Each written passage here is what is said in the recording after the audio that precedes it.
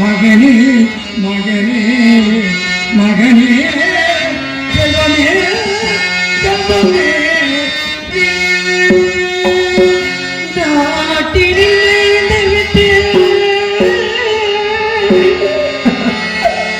எந்த நாட்டில் மைந்தர் விட்டு நடந்துமே வந்திட்டாரோ அவர்களை கேட்டுமே வருவோம் என்றால் கேட்டுமே வருவோம் என்றால் கிட்டிட வளையும் தானே தானே தானே தெய்வமே தெய்வமே தெய்வமே தெய்வமே நாட்டுள்ள விட்டு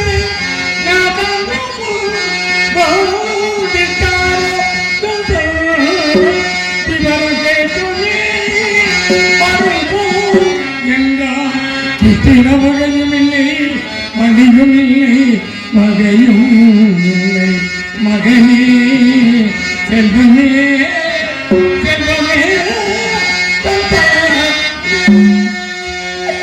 நான் பெற்ற மகனே லோகநாதா அதிகாலை எழுந்து சென்றாயே கானகம் தெற்பை சேகரிக்க உன்னை காணாமல் அத்திப்பொழுதாகி உன்னை காணாமல் ஐயரகத்திலே விட்டு வழிகளை போட்டுவிட்டு வீதி வழியை தேடி வந்து கொண்டிருக்கின்றேனடா மகனையே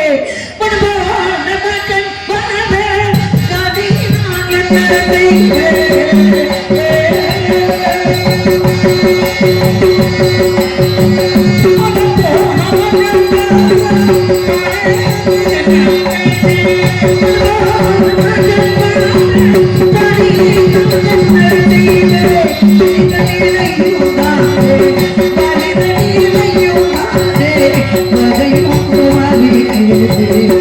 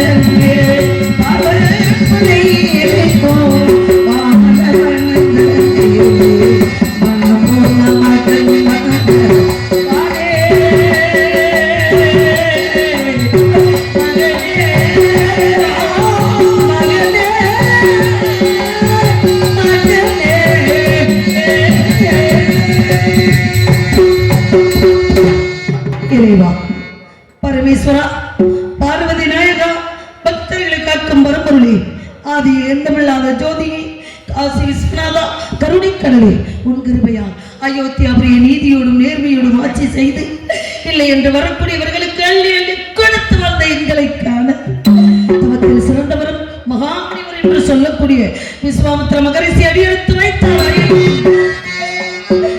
நாட்டு மக்களுக்கு பொன்பொருளை வாரி வழங்கிக் கொண்டிருந்த எனது மன்னவரும் இந்த சந்திரமதியம் நான் மற்றவங்கள் லோகிதாசனை எழுந்தோடி அவர் பாதம் பணிந்து, வாருங்கள் சுவாமி, வந்த நோக்கம் யாது கூறுங்கள் சுவாமி என்று கேட்டது. வஞ்சகமாக நாடிலக்க வைத்தார், நகரிலக்க வைத்தார். என் நாயகனை பிரித்து வேதியருக்கு அடிமைப்படுத்தி வேடிக்கை பார்க்கின்றாயே பராசக்தி, லோகமாதா காசி விசாலாட்சி, யாருக்கு என்னமா தீங்கிழைத்தோ, எவருக்கு என்ன தீங்கிழைத்தோ, குழி குறித்தோமா, குறிமக்களித்தோமா, இல்லை என்று வந்தவனை பின்னே போ என்று எல்லோரும் இன்புற்று வாழ வேண்டும் என்பதை தவிர எந்த எண்ணமும் இல்லாமல் எந்த நோக்கமும் இல்லாது ஏனம்மா இப்படி எங்களை சோதனைப்படுத்தி பார்க்கின்றார். அதிகாலை எழுந்த மகன், நான் பெற்ற மகன் தெற்பை சித்தரிக்க சென்றான். அசலாத்து மைந்தர்களோடு அசலாத்து மைந்தர்களுக்கும் நான் பெற்ற மகன் லோகிதாசனுக்கும் என் நாட்டோருக்கும் என்னை சார்ந்தவர்களுக்கும் இந்த சந்திரமதி ஆகிய எனக்கும் நீதான் அருள் பாலிக்க வேண்டும் தாயே, நீதான் கூட இருந்து அருள் பாலிக்க வேண்டும். காசி விசாலாட்சி, நான் என்னமா செய்வேன்? இன்னமும் பாராமுகம் என்னம்மா, என்னமும் பாராமுகம் என்னம்மா, இன்னமும் பாராமுகம் என்னம்மா.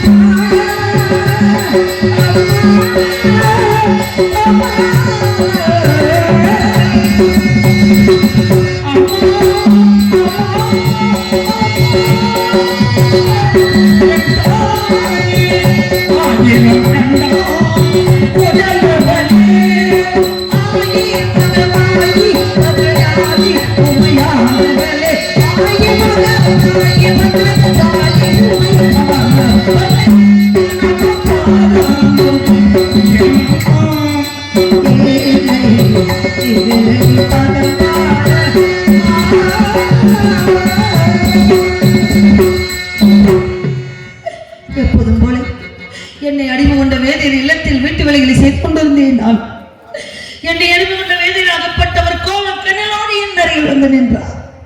வாருங்கள் சுவாமி, என்ன இந்த கோபம்? எதற்காக இந்த கோபம்? என்னுடைய நமஸ்காரத்தை ஏற்றுக்கொள்ளுங்கள், தாங்கள் கோபப்படும் விஷயத்தை சொல்லுங்கள் சுவாமி என்று கேட்டேன்.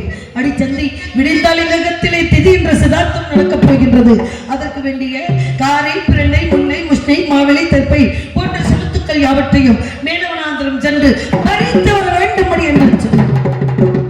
ஐயா, பறித்து வர வேண்டும், இவ்வளவுதானே? இதோ இந்த வீட்டு வழிகளை முடித்துக் கொண்டு மேலவனாந்திரம் சென்று தெற்பை யாவற்றை சேகரித்து வருகிறேன் ஐயா.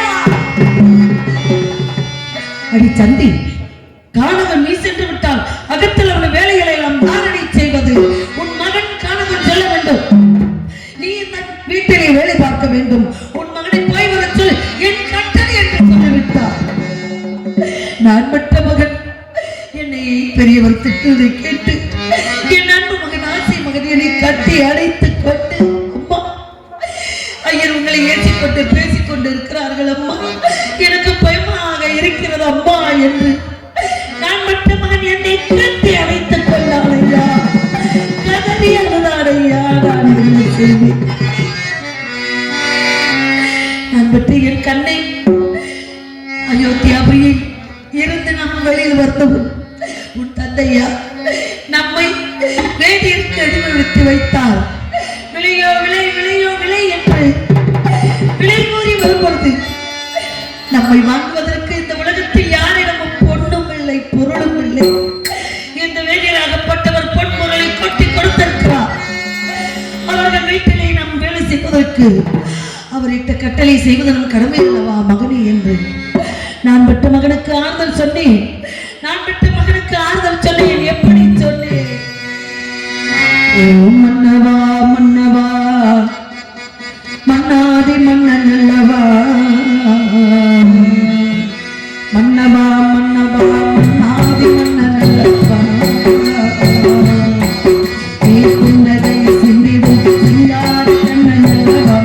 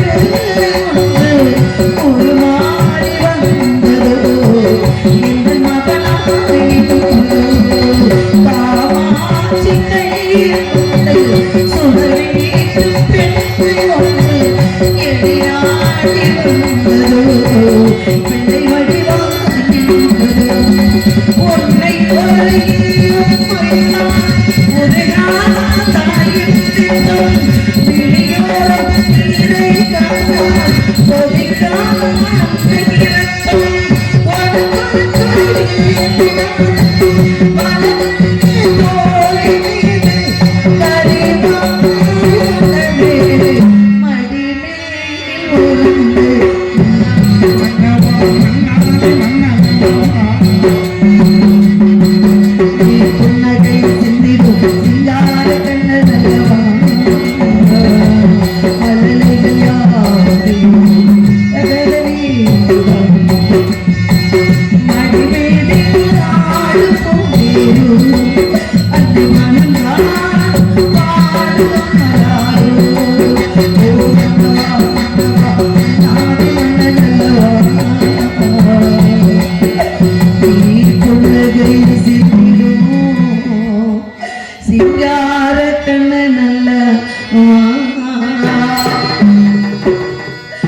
பெற்ற மகனுக்கு இப்படி எல்லாம் மாறுதல் சொல்லி உலகத்தில் மனிதன் உதவி யாரும் இல்லை என்றாலும் அந்த தெய்வம் இருக்கின்றார் ஐயா, அந்த சங்கரர் இருக்கிறார் ஐயா, கவலைப்படாதே மகனே என்று நான் பெற்ற மகனுக்கு ஆறுதல் சொல்லி மேலவராந்திர செல் மகனே என்று சொன்னேன்.